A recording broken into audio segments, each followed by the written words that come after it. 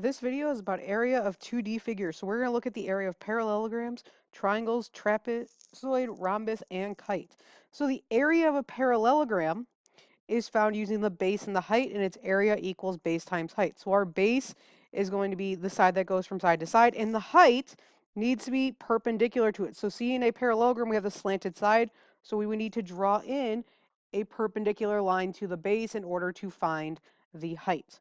So when we're working with the parallelogram formula, remember that we can use it for a parallelogram, a rectangle, and a square.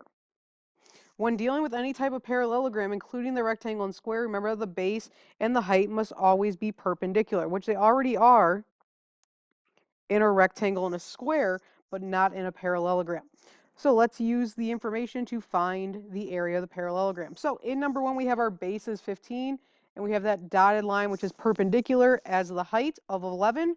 So our area is equal to 11 times 15, which is 165 centimeters squared. Remember that area always has squared units. Now, number two, we have our base is 38 because we're going to look at only the solid line. That triangle that's formed by the dotted lines is going to help us find our height because this line that's going straight up and down is the height of the parallelogram, even though it's outside of the triangle. So in order to find the height, we know that the opposite sides of a parallelogram are congruent, so this is also 20. So we're going to do Pythagorean theorem to find the missing side length. So we have 20 squared equals 12 squared plus x squared. That gets us 400 equals 144 plus x squared. We can subtract 144 from both sides and take the square root. So x is 6. So our height in this case is, 16. So our height in this case is 16. So now that we have the base of 38 and the height of 16, to find the area, we're going to do 38 times 16. And we get our area is 608 meters squared. In number three, this is more of a word problem. We're trying to find one of the dimensions. So the area of a parallelogram is 374 feet squared. If the base of the parallelogram is 17 feet, what is the height of the parallelogram? So remember that the area is base times height. So we have the area 374 is equal to the base 17 times the height. So to get height by itself, we can divide by 17 on both sides.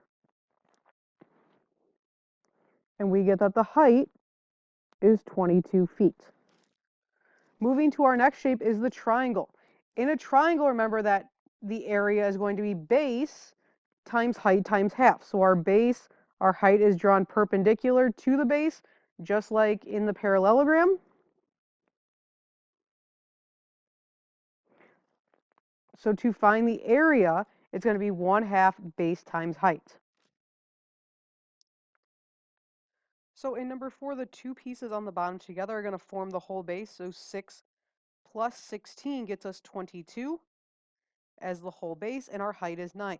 So the area is equal to 1/2 times 22 times 9. So we can substitute that into the calculator all at once.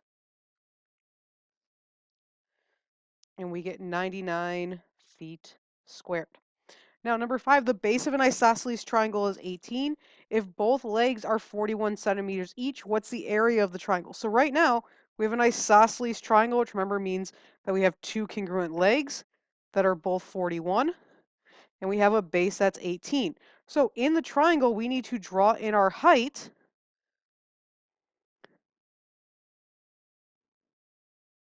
which is going to be perpendicular to the base, and it's going to split that base in half into 9 and 9. So to find the height, we would have 41 squared equals x squared plus 9 squared. 1681 equals x squared plus 81. We can subtract 81 from both sides, so x squared equals 1600. And when we take the square root, x is 40. So now we know that the height of the triangle is 40 and the base is 18. So the area is equal to 1/2 18 times 40, which gets us 360 centimeters squared. Area of a trapezoid. So a trapezoid has two different bases.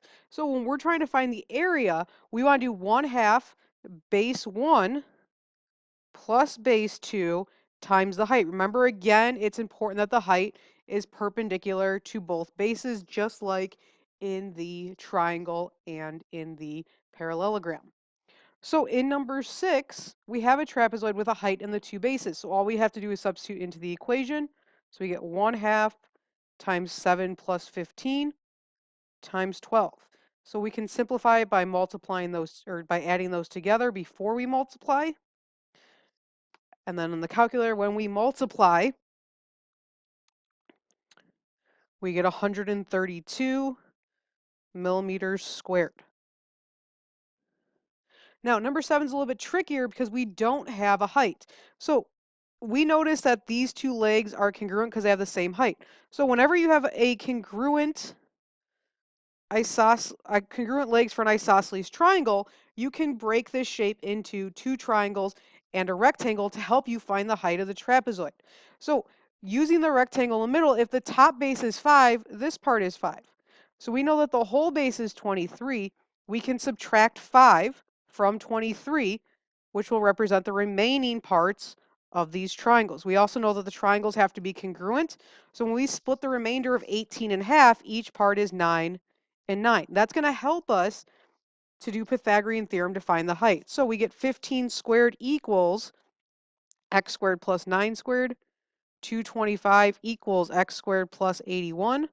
We can subtract 81 from both sides, so 144 equals x squared. We take the square root, x is 12. So now that we know the height is 12, we can find the area. We can do 1/2 5 plus 23 times the height of 12, which is really 1/2 times 28 times 12. And that gets us 168 meters squared for our area. Number 8, the area of a trapezoid is 32 meters squared. If the height is 4 meters and one of the bases is 6 meters, find the length of the other base. Remember that the area of the trapezoid is equal to 1/2 base 1 plus base 2 times the height. So we know that the area is 32. We know that one of our bases is 6. We're looking for the other base, and we know that the height is 4. So I used x instead of b for the base so I don't get confused with the 6.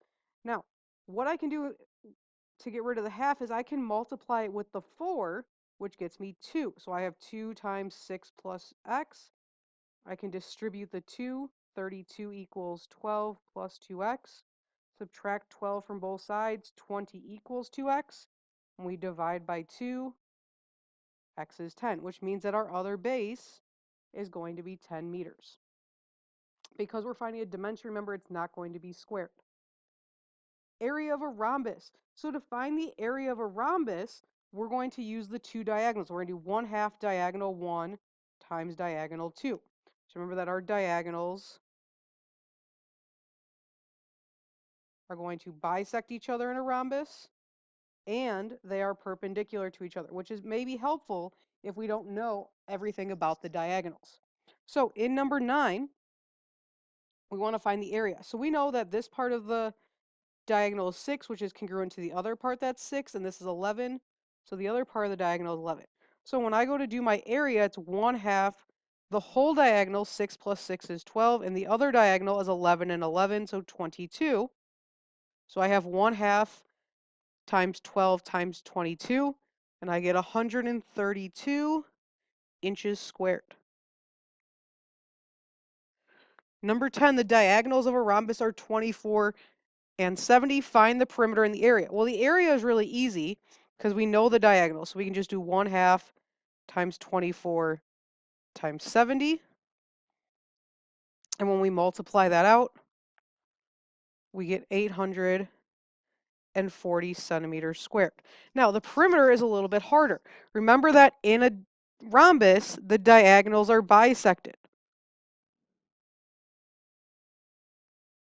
So the 24 is going to bisect into 12 and 12, and the 70 is going to bisect into 35 and 35.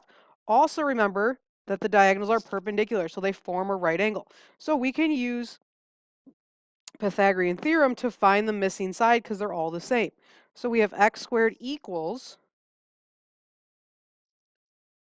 12 squared plus 35 squared. So we get x squared equals 144 plus 1,225, which gets us x squared equals 1,369. When we take the square root, x is 37. So if each of the sides is 37, the perimeter, remember there's 4 sides that are 37, so I can either add 37 4 times or just multiply by 4, and I get that the perimeter is 124 centimeters. The last shape for today is a kite. So the area of the kite is similar to the area of a rhombus. We're still going to use our diagonals,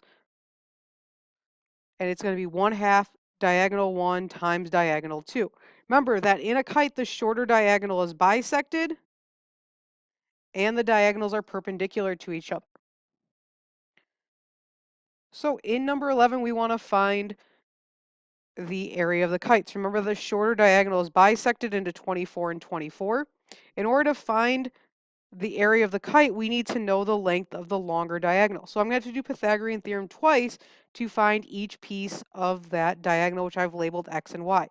So to find x, we're going to do 26 squared equals 24 squared plus x squared. 676 equals 576 plus x squared. We can subtract the 576 to get 100. We take the square root, x is 10. To get y, we would have 40 squared equals 24 squared plus y squared. So 1600 equals 576 plus y squared. We can subtract 576 from both sides, and we get 1024 equals y squared. We take the square root, we get y is 32. So now we have the diagonals of the kite. So our area is going to be equal to 1/2. The 24 plus 24 is 48, times the 10 plus 32, which is 42. So when I multiply those, I get 1,008 meters squared.